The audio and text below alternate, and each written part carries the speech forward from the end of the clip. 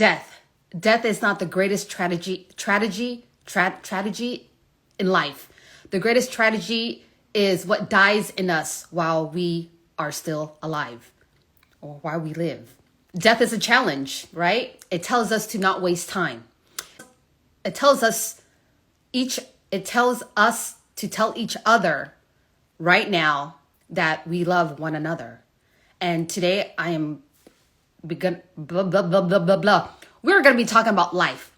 I make mistakes. I am not perfect. I'm still learning. And this is it, right? How can I just come on and be me, fumbling my words and not saying the right things? It's okay. This is what it is. This is what life is, right? Feeling all those feelings within us. So I'm going to have my friend on, Alma, and we're going to be talking about, what gives life meaning? What is it that's in your soul that you want to share? The beauty of it. I don't know, just we all have different meanings, right? So I'm going to get Alma on and let's go. All right, while I am waiting for them to hop on, I'm not sure how. Okay. Hey, what's up? What's up, Alma? Hey, Rosie, what's up? Yes. So I'm talking about death today, right? Yes. Oh my gosh. Yes. Well, death, that's what gives meaning to life. And I feel like right now is where I think about it quite often because our time here is limited. Sure. And when we know that we don't know when we will expire, but we know that within us, there's so much more to give, to do. And when you know that the time is ticking, the question is, why are you here? Why are you here, Alma? Why are you here on this planet Earth? What made you come to Earth here? What made you come here? Why are you here? Why am I here? Yeah.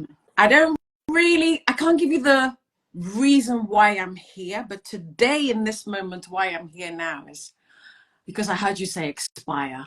I aspire to inspire before I expire. That's why I'm here.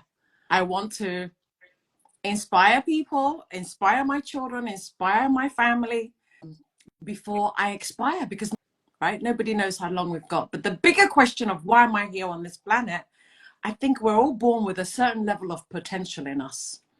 Miles Monroe, I listen to him a lot, and I love his message about no one should die with the wealth of knowledge, tools, gifts, talents inside of them. I want to die empty, Rosie. I want to empty it all out. And it's all about understanding that every single human being has a whole wealth of potential. And most of us apparently only operate on 1% of our full capabilities and potential. I want to see what I look like when I'm at 10% at least. How does that 10% look like for you? I'm just understanding after 40 plus years that if I go to work on myself, there are many ideas in this world, there are many opportunities in this world, but you don't take it until you've worked on yourself. You've built the level of confidence and emotional intelligence. Historically, we've all been obsessed with IQ, but really now the power is EQ, holding your emotional intelligence to be able to have the courage built to step forward. And some of those steps are uncomfortable. Growth is uncomfortable, Rosie. As we always talk about staying in our comfort zone, but everything we want comes with discomfort, risks, feeling those unpleasantries that come with growing. And if you work on yourself, you can say yes to invitations like this. I'm sat here minding my own business, and you invite me to come and inspire before I expire. So that's it. Yeah. Right? Inspire before you expire. And that is, yeah. And not a lot of people actually really think about why they here, or when we talk about death, some people get a little bit like eerie, like, oh, I don't want to think about it, But as I have grown, I died so many times, right? My personality, my old self die every day. I am not the same person as I was yesterday. You are not the same person as you were yesterday. There's a little bit of growth with that. And with the growth it's painful, right? Growth is painful. To grow to become the person you imagine to be, we have to take all those uncomfortable steps. Oh, that shit don't feel good, man. It don't feel good, right? But it's overcoming those like emotions, whatever is inside of you, working through that. And I believe that, you know, that is the part of life where it is challenging, exciting, and a little bit of fun just because you are stepping out of your comfort zone. You're doing something that your future self is gonna thank you for taking those steps. And what steps are you like right now, what steps are you taking that feels uncomfortable, but you know that this is the right thing to do for you? I love this conversation, Rosie, because I recognize that even in my kids that they most mornings hate going to school. Given the choice, given that growth is uncomfortable even for kids, learning is uncomfortable even for kids. My son is going through his exams now and he's literally dragging his feet. What am I doing right now? I think most of the time, January is a time for us to be jumping in, coming in strong and going after big, bold, audacious goals.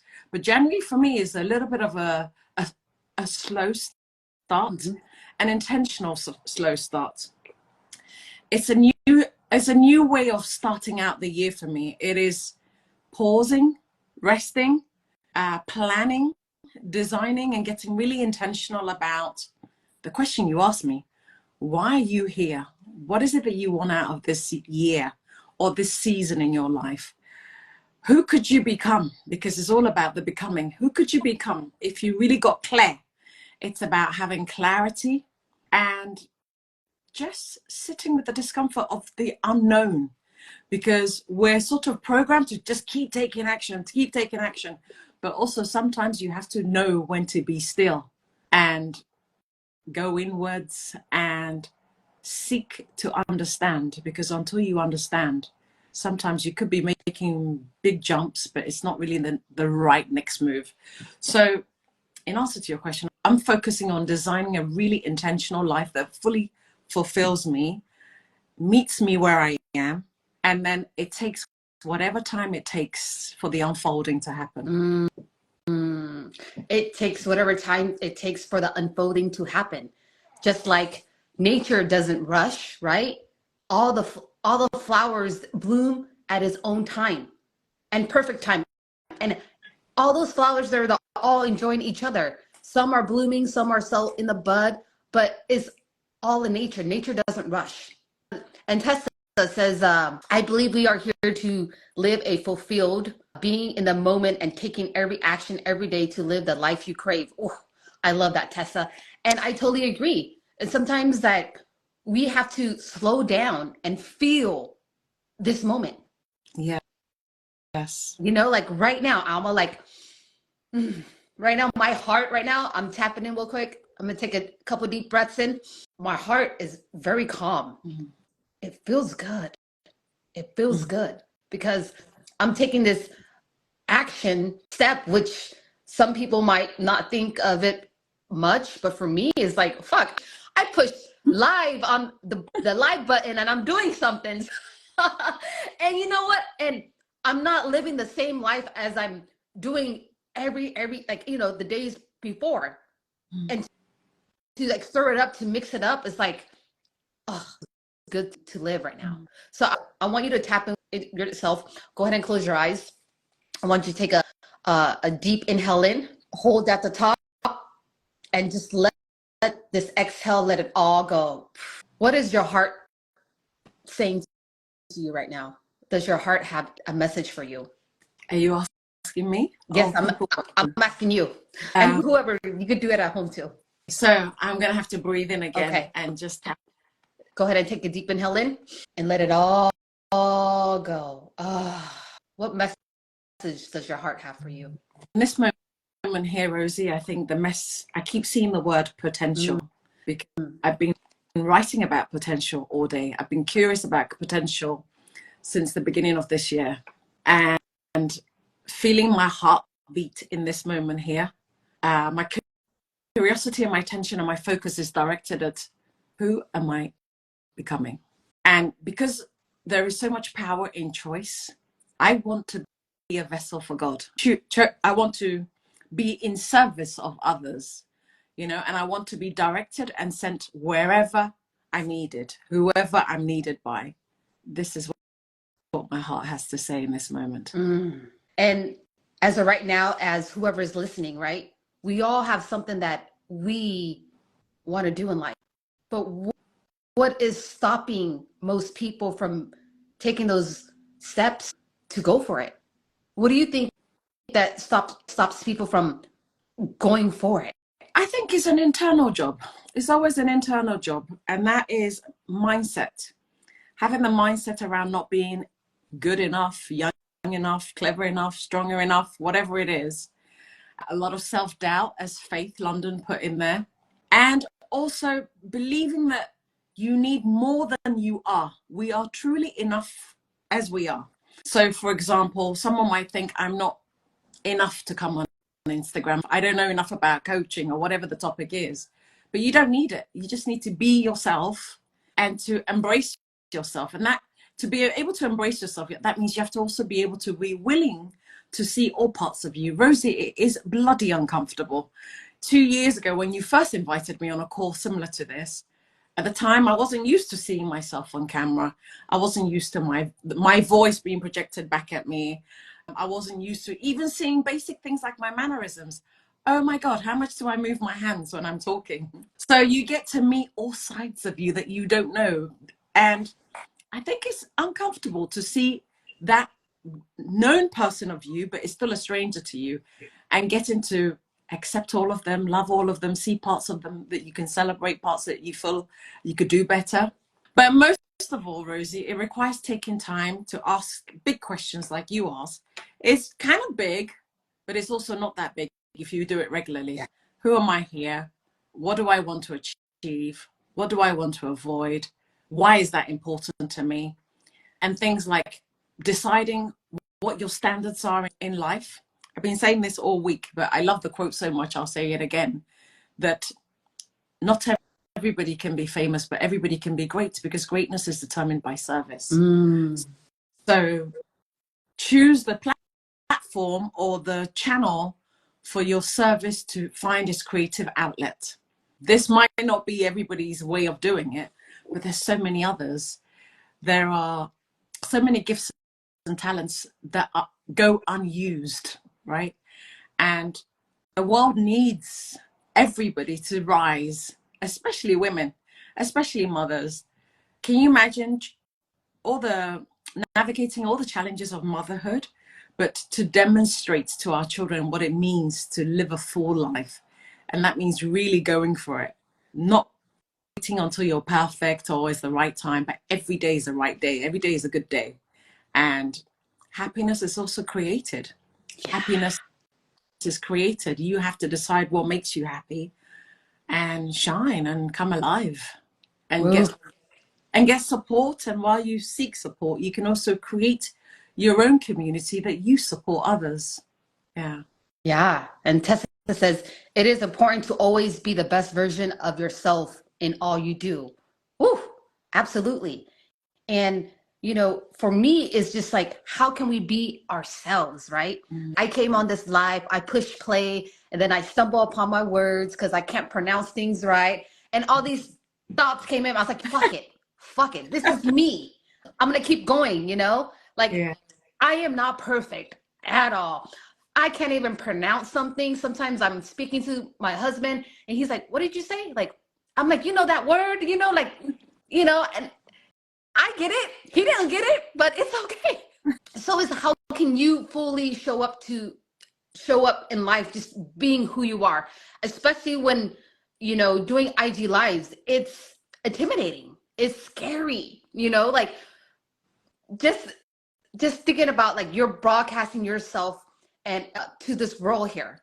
it's scary because you think like everybody's looking at you, but really in reality, everybody's, thinking about what they got to do the next day or today, or they don't really care what you're doing or how you look on here. There's something about, okay, if you went to a party, so right now, let's say there's 4 people around us, and you were speaking in a party or a restaurant with 4 people at the table. You won't care, right? Even if you don't know them, even if it's the first time, it's a networking event and it's in person and you went to speak to a table of 4 people, you won't care. But there's something about being on screen that I think, especially our generation, we're not used to it. Maybe our kids are used to TikToking and maybe not Instagram, but Snapchat. They're used to that video dialogue. But there's something for us that sharing ourselves, sharing our story on a public platform like this feels alien, right? It doesn't feel like us. But eventually it becomes normal. It becomes normal, but initially it's uncomfortable. And that's with everything. Sometimes even when you do something as everyday as going to a new gym for the first time and joining a class and you don't know anybody, you just put your bag down, or you don't know the moves, or you don't know the choreography, and you're like, I think we're afraid to look like an idiot. You know? We're afraid to be the one that doesn't know the moves. Yeah. We're afraid to be the one that's not choreographed or synchronized or in rhythm. We're afraid to be the one that might fall over. That's what it is. But that's what the meaning of life is. The meaning of life is to be uncoordinated, fall over, be unsynchronized, learn the moves. But as long as, like you said, you're better than yesterday, the next time you do that same class or go live or take the stage or whatever it is, you will be better than the first time you did it. But can you be okay with being the one that's not good? Yeah. Can you be okay with just accepting where you are right now? I have to accept myself, like, okay, this is where I'm at. I can't imagine, I'm not there where I want to be yet. And who knows, right now, I can't even imagine my future self, right? My future self might be, you can't even imagine, right? But as the more steps you take, things change, we evolve. And it's just becoming can you just accept who you are right now? All of it. In the name of accepting who we are, Rosie, if you can add Malcolm. We have a guest on that wants to join us to talk about. I don't see him on here. You don't see him? No. Hang on a second. Let me see if I can. I can't add him because you're hosting. Yeah, but I don't see him on this live here. Malcolm is the most beautiful human being. And guys, if I can get him on here, you're going to love him. Not knowing is the best stimulus for being in the moment. Go for it. Yes, go for it. Let me see if Let's tune into everyone right now. What is it in your heart that you truly want to do, right? Say that you have 3 days to live, right? Say in 3 days you die, knock on wood, or my head, right? Ask yourself, what is it that you really want to do within those 3 days? Like, who would you talk to? Who would you call to tell them I love you? Mm-hmm. What would you do?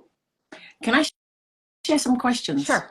So I have some questions here. That's a good questions to ask on this topic of discovering what's the meaning of life and why am I here? Where am I going? This might help someone. So you can ask yourself. Yeah, who am I? Why? Who am I? Who are you? Why am I here? How much potential are you here? You've asked me already. How much potential do I have? These are good topics to journal. What am I capable of doing? Yeah. And whose standards am I setting my life against? Ooh, that's a good one. And then you can look at very specific areas about your health, your relationship, your finances, your friends, your family, your career, and maybe something like legacy as well. Yeah. So when it comes back to what is the meaning of life, right? Sometimes when we're unaware, in America, we are a consumer, right? We consume so much. right?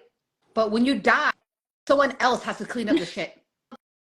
And it's like, what are we buying in our lives that is just no meaning?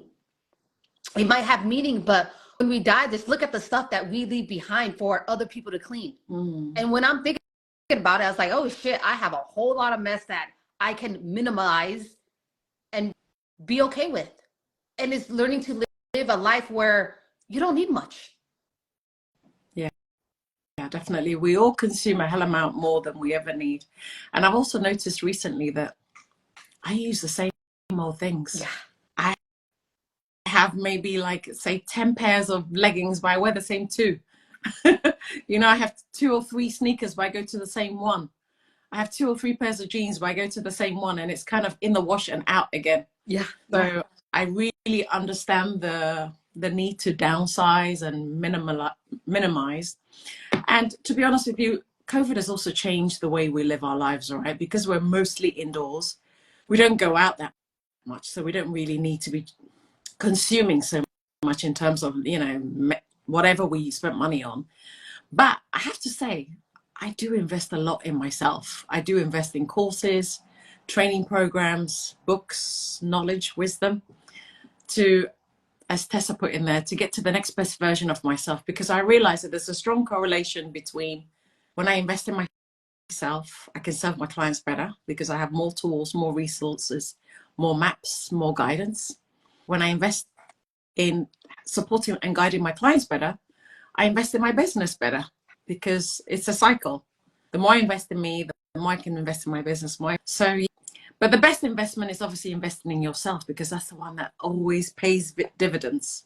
It's always return on investment, right? You're getting return on it, because you can now you can open more doors, you have more keys, you can stand in your power and charge your rights, raise your rates. There's so much value in investing in yourself.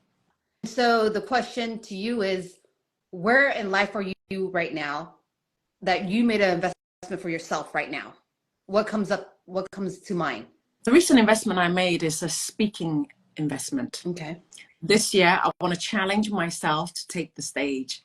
It is super scary to me at this point that September, I might see myself on a TED Talk, but I have the desire. I have actually a burning desire to do that. And between now and September, it's not going to be this version of me. Like you said, we're changing every day. It's not going to be this version of me, because she's still gulping at, oh my God, that looks scary. Yeah. But I know with the right tools, with the right guidance, with the right coach, I can definitely deliver a TED Talk in September. And now you've made me publicly declare it, Rosie. So there's yeah. And so how does the burning desire, like what is it in you that gets the burning desire? Because we all have this burning desire, but how do you get to this burning desire of wanting to be a speaker? Where does that fire come from? That fire comes from seeing other people who I'm inspired by. I've spent years consuming tech talk topics. You know, I love powerful women who have, as the tagline is, bright ideas to share. And we've all got ideas inside of us. We've all got a story. We're all from somewhere. And I also am inspired by the fact that there's not many women who look like me and you that are on the stages. So wouldn't it be great for our children to see what's possible by doing the uncomfortable, taking that courageous step, using our voice? Because anyway, the ideas are very similar. The theme is very similar, but it might be your voice, your face, your story, your journey, your pitfalls, your rises that's going to make the message land for somebody. And as I said to you, I want to be a vessel for God. So why don't I rise to serve somebody else? Because somebody inspired me. That burning desire came from taking somebody's bright idea. Now the baton possibly could be in my hand. So it's my turn. And I'm sure it was a bold move for them as well, but they did it. Who will I become if I take that step? What else could be the next summit that I'll climb? What mountains will I want to climb after that? That's what I'm curious about. What's behind that summit? Yeah, what is behind that summit? We all have it. Is do have the courage to take those steps to become who you are. You got it. We got it. We all got it. Oh no, officers. I can't wait to see you. What do you have in mind? Share with us in the chats. What's your big, bright idea and next bold move? Yeah. That is scary now, but once you come down from the climb. Oh, and that's another thing, right, Rosie? It's scary to go up the mountain, but you learn so much in the climb that when you come down, think of how many stories you can tell, right? Life comes down to storytelling. We're telling stories right now. I can tell you many stories of my journey from my past, from coming from Ghana to here. I just love putting myself through challenges because of the story that we can share with others afterwards. This weekend, you sent me an invitation to do a water fast. I've never done a water fast, but I'm excited about the story that I will gather firsthand experience to share with others. I don't know what my experience will be like. Maybe I'm going to love it. Maybe I'm going to hate it. Maybe I'm going to hate you for putting me through it. So you are in for the water fast. Nice. Yes. So we are doing a 3-day water fast, Friday, Saturday, Sunday. Just because when you do a water fast, you're going to be depleted with energy. So you're not, I want you to take it kind of easy on those days. But the water fast is the reason why I do the water fast is for like health reason, right? Health reason, as when you get to day 2, day 3, the autophagy kicks in. And the autophagies are cells that clean up cancerous cells, right? They eat up those dead cells in our body to make room and space. And that is just so much, you'll get less brain fog. You become more clear when you have, when you're doing a water fast, because when you do a water fast, you're giving your body the chance to heal and clean. And with every religion and spiritual place, there is some kind of fasting that goes on, right? Mm-hmm. And when you are fasting spiritually, they say that you are more connected to the source. It's like a vessel of like because you're just so clean and clear that you can download or tap into source like that. So yeah. Here's the cool thing, Rosie. You just added a hell amount more to it. Whenever we decide to do something, if you don't, where your focus goes, your energy will flow there, right? Now, initially when I got the invitation from you, I was thinking, what? 3 days, no food, can I do it? But now that you've given me a new focus, oh, wow. Cells in my body are going to eat up cancer-producing cells. It's a way to tap into divine source. You've added an empowering reason why I take it from this will be a nice thing to do to this is a must do. So I'm sitting here thinking, oh, I was doing something that's a nice to do. But now I'm feeling like, oh, this is a must do. So yes. I think it's really important to connect with reasons. Reasons make a hell amount of a difference between sticking to a goal. Why am I doing this? What is my intention? What am I going to get out of it? Focus on why you're doing it makes you stick to it. So I think yes, you're right, reminding myself of these really compelling reasons to stick with it. Yeah. And when you do the water fasting, it's not fun, right? Your hunger hormones tap in and you are going to get so uncomfortable, right? And in that discomfort right there is when you have to sit with it.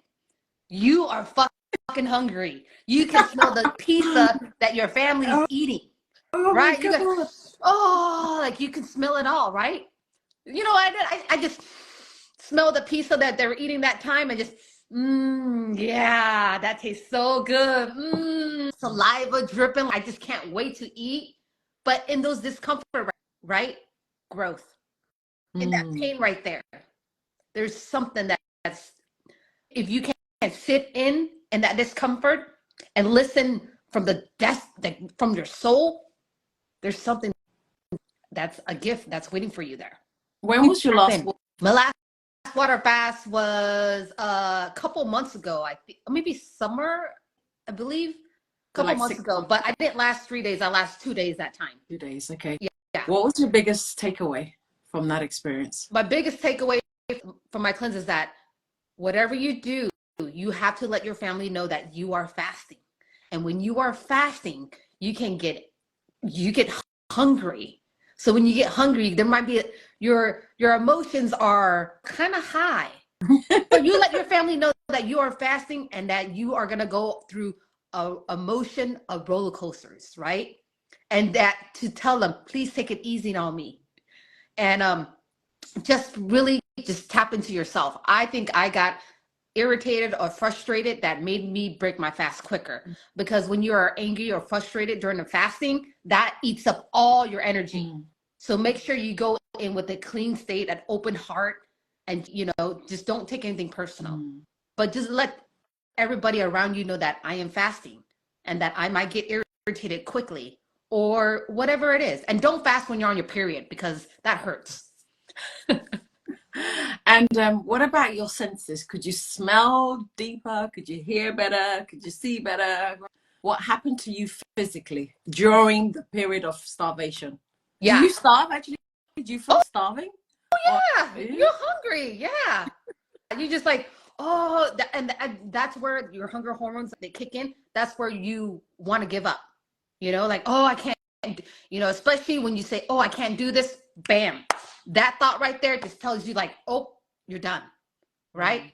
So what do you do to distract the hunger? What do you just keep drinking water? I drink water. You know what I did the first time I think it was like second or third time I fast, I was looking at cookbooks. And they said, don't look at cookbooks when you're fasting. Oh my God, I looked at cookbooks, I wrote down recipes. And you know what I did? I actually made dinner and made a bunch of recipes for after. So I was in the kitchen cooking, but not tasting anything. Right. Yeah. Yeah. But like when you're on day 3. Does that help? Does that help to distract the hunger? Does that help to distract the hunger? For me, it did that one time, but it varies. Everybody's different. And but the day 3, you get so clear. You get so clear on who you are. And it's like amazing feelings to just like, wow, I'm alive. Quite simply, I'm alive. And what a gift that is. Yeah. Yeah. Well, thank you so much, Amma, for joining me on this live. What is the meaning of life? And anything you want to leave with of what is the meaning of life from you? What do you want the people watching to know? Well, the meaning of life means different things to different people. So I guess it's about getting clear on what lights you up, what makes you happy, what you want your life to be about, what you want to be, who do you want to be remembered as? I like to always think about starting from the end backwards. 100 years from now, how do you want people to remember you? Your life as in your physical presence was here. We're spiritual beings manifested in a physical form. And this is the only time my spirit is going to have a form. So what footprints do I want my form to have while it still has legs? Who do I need to speak to? What do I want to speak about, think about? All of those things. I think for me, the meaning of life comes down to getting to know myself and getting to be myself unapologetically, and finding a creative outlet that allows me to express whatever the divine wants to express through me. Just being an open vessel, but an open heart also, an open heart to receive love and to give love. That's beautiful. The meaning of life for me, when I think about that, is my father that died 30 something years ago. Because when I see life now, I look at my father, right? Our life is whatever we want to create, right? It's a movie. I look at my dad's life. He's, born in Cambodia, been through the war, been, the refugee camp, survived, looked for my mom. They came to America, and then he made a movie, and then he made my mom as his, first love that he reunited with. So your life is whatever you want to paint it. Dad wrote his own love story with my mom. Oh, so when I think of life now, it's like you are the creator of your life. What is it that you want to create? It's a movie. You are your own star. So you be whatever role you want to be. Be that star. The Yes. meaning of life. I want to show you something. Where have I put it? Okay. It's a canvas, and on the other side, my little Giovanna painted this when she was young. This reminds me of the meaning of life. Oh my, that is adorable. Look at you wearing red today too. What How kind do of you like my eyeballs is that? eyes? Mommy and me. Oh, that is beautiful. This That reminds is me about the meaning of my life, to create a rich, colorful experience as a mommy for my babies. And yeah, I love that's it. that. I love Rather that. than keeping I love that. the canvas blank, paint it. Woo! Paint it. Yes. All right. Well, thank you guys so much for tuning in, and I hope you have a beautiful day. And what does life mean to you? All right. Take care. Thank Bye, you. Amma. Have a great day.